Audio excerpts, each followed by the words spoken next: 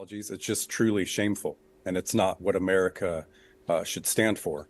We are going to stay with the war in Iran now and a special BBC report, because you will remember on the first day of the US-Israeli war in Iran, a strike hit a primary school in Minab, in the south of the country, killing 156 people, 120 of them children. Almost 5 months on, the US has still not released the findings of its investigation, although media reports of a preliminary assessment suggest the US is likely to have been responsible. Well, BBC World Service senior international correspondent Nawal Al-Maghafi and producer Jasmine Dyer and camera journalist Jack Garland were given rare access to visit the school site. Their report contains distressing testimony. These hallways once echoed with the sound of children, but now the classrooms have gone quiet. Amina Nadimi taught in the school for 6 years. اسمش نمیشه بذاری مدرسه. اینجا فقط دیوارهایی هستش که بوی شهادت و بوی غم و خون شهدا اینجا ریخته شده. In the opening hours of the war, experts say evidence indicates a US strike hit the Shajar al-Tayyib school in Minab, southern Iran. The authorities were keen for us to come here because this attack has become a big part of Iran's case to the world. And behind me, it's been months since the attack, and still they are sifting through the rubble, looking for what remains of those who were killed. A strike hit the top floor of the school, collapsing the girls' classrooms into the boys. دم در مدرسه که رسیدم ازدحام جمعیت، همه ولیای دانش آموزا که اصلاً کفش دمپایی هیچی پاشون نبود، فقط میدویدن سمت مدرسه و من فکر میکردم که هیچ دانش آموزی و هیچ همکاری تو مدرسه نیست و با خودم میگفتم چرا میان سمت مدرسه، اینجا که کسی نیست. فکر میکردم که همشون فرار کردن، نمیدونستم که همشون زیر آوارن. These are the faces of those who were killed in the attack. 156 people, 120 of them children. Reza was one of the first emergency responders at the scene. I remember that I came here and saw one of my relatives. He was begging that just found my child, found my son. And it was very hard. And I know that there is no one alive. And I couldn't tell her that your son is not alive. And independent investigations into the strike have questioned whether the school was hit because of its proximity to an IRGC site. The US is yet to release the findings of its inquiry, but Reza is adamant that there has been no military activity here for years.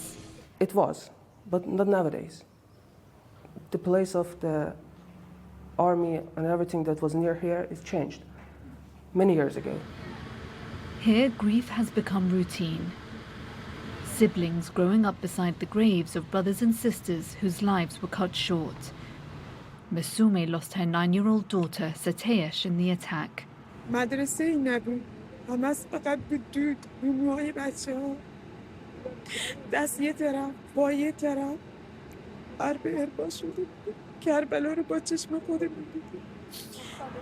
Like many of the parents here, her grief has become intertwined with anger.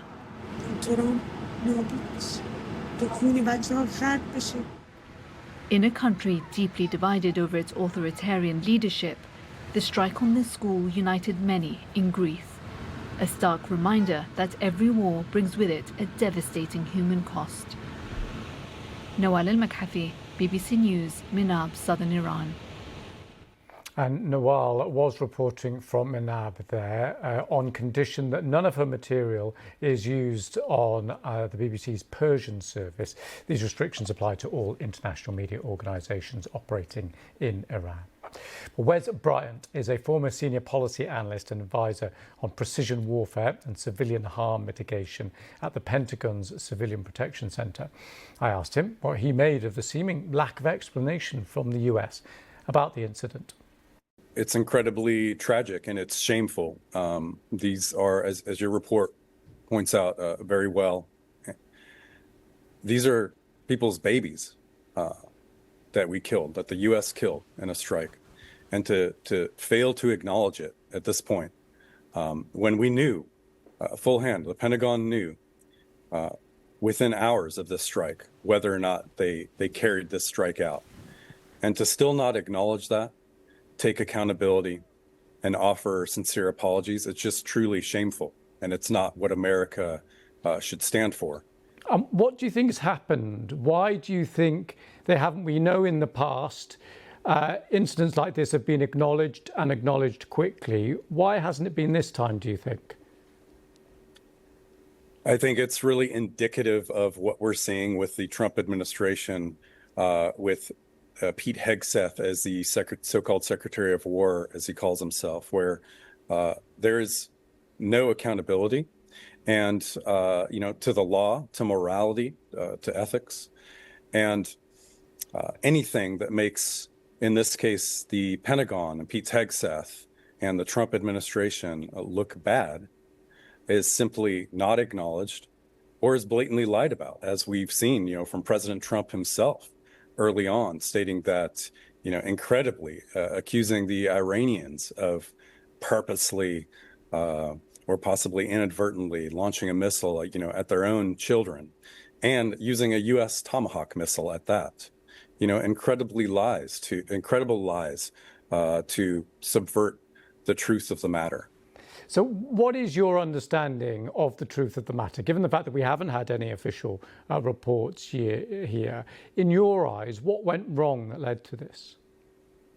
Well, starting with, we've seen an incredible de-evolution of standing practices, adherence to targeting policies and doctrine that we've had in place for decades, really, in the U.S. military under Pete Hegseth, and a lack of adherence to both U.S. and international law, in this strike, in the Iran war, and in so many other uses of U.S. military force in the last year.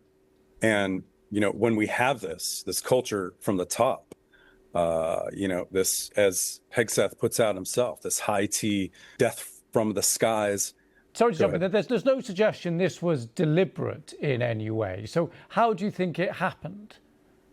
Yes, what I was getting at is when we have this culture proliferated from the top, and this very clear de-emphasis on adherence to international law, U.S. law and policy, and on protection of civilians. I'll point out again the office that I was moved from and then retaliated against for whistleblowing about was the Civilian Protection Center of Excellence at the Pentagon. So when you have this incredible de-evolution, this de-emphasis on the protection of the innocent, and you combine that with the rhetoric of Hegseth and Trump, which is truly maniacal, talking about destroying the entire Iranian population at different points. This filters down to the operational level. And what we see here in Manab was, at the very least, an incredible recklessness and negligence in, standing targeting practices that we've had in place for decades. There's really no excuse for it. There's no level of, as it's called, fog of war confusion here. The U.S. military had months, years even cumulatively, to prepare targets in Iran and to understand what we call the civilian environment here. A quick Google, as you pointed out in your report, a quick Google of this location would have shown that this was an active school.